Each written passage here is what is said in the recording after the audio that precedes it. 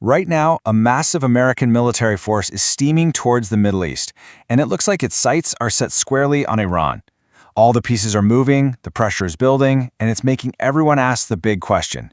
Is this just a final warning, or are we about to see a real conflict? Okay, so here's what we're going to break down. First, we'll look at the sheer scale of this military buildup. Then, we're going to dive into the centerpiece of this whole operation, the aircraft carrier.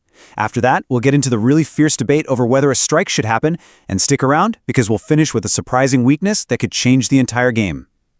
So the first thing you really need to get your head around is the sheer amount of firepower being moved into position near Iran. Make no mistake, this is way more than just a routine deployment.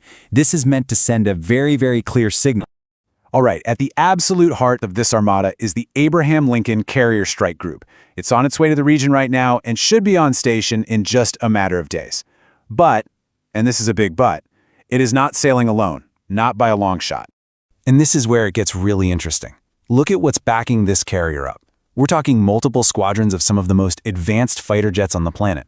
F-15s, F-35s, these things are designed for deep strikes into enemy territory. They're bringing their own gas stations in the sky with KC-135 refuelers, plus cargo planes. And if that wasn't enough, we're hearing reports that advanced air defense systems like Patriot and THAAD are also on the move. So you're looking at a force that's built to punch hard and to protect itself.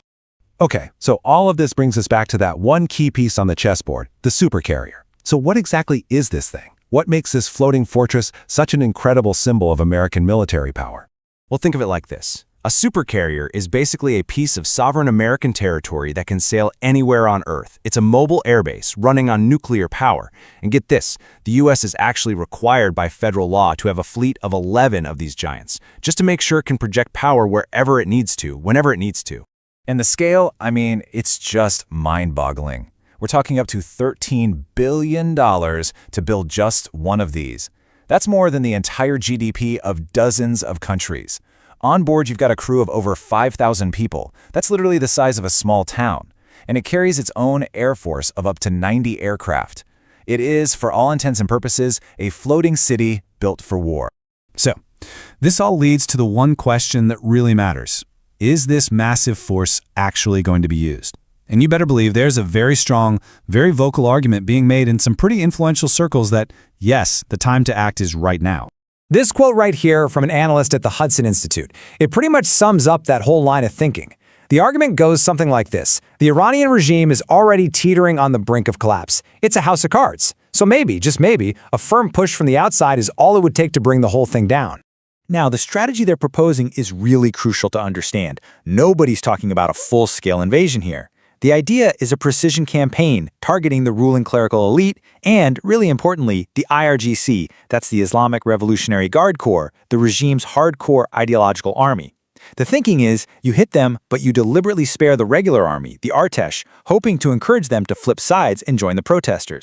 But of course, there's another side to this. A very compelling counter-argument that says a U.S. strike wouldn't just be dangerous. It might be the one thing that actually saves the Iranian regime. It could be the very trap they want the U.S. to walk into. And this perspective from the New Institute puts it bluntly. A foreign intervention could be a catastrophic mistake, that it would be like throwing a lifeline to a drowning regime, saving it from its own people. So you see, this is the absolute core of the debate. It's a massive strategic gamble. What's so fascinating is that both sides agree the Iranian people are the key to everything, but they have completely opposite ideas about how those people will react. The entire decision comes down to one huge, unknowable question. If the U.S. strikes, will the Iranian people see it as liberation, or will they see it as a foreign invasion, causing this deeply nationalistic country to rally around the very regime the attack was supposed to destroy? Okay, so just as we're talking about all this incredible power packed into one carrier strike group, a series of recent events, literally just a little while ago in the Red Sea, has exposed a critical and, frankly, pretty shocking vulnerability in this prized asset. You know, for decades, the U.S. supercarrier was seen as basically untouchable. It was the ultimate symbol of naval dominance. But things are changing. The nature of warfare is changing, and it's changing fast. Just take a look at this timeline. Houthi forces, using pre-sophisticated missiles and drones, went after 3 separate U.S. carriers over the course of about a year. And get this, they had a near miss on the USS Eisenhower that landed just a couple hundred meters away. I mean, that is terrifyingly close. It got so bad, the Navy actually had to pull the Eisenhower out of the region. This had never, ever happened before.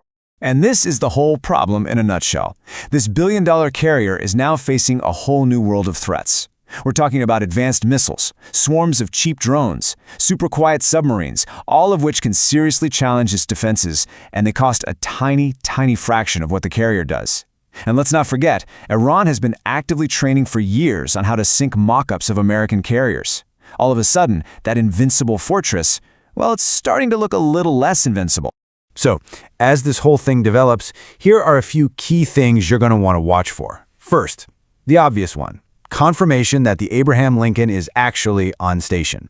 Second, and this is a big one, keep an eye out for any reports of defections inside Iran's security forces. That would be a huge signal the regime is cracking. And finally, watch the calendar. There's a known preference for launching these kinds of operations over the weekend when the stock markets are closed. Which leaves us right back where we started, with one huge critical question. The U.S. has gathered an incredible amount of power, enough to potentially decapitate an entire regime. But using that power is a massive gamble on the psychology of a whole nation. And at the same time, the very symbols of that power are facing new, unpredictable threats they've never seen before. So is this whole thing a prelude to conflict, or is it the world's most expensive bluff? Right now, what happens next is anyone's guess.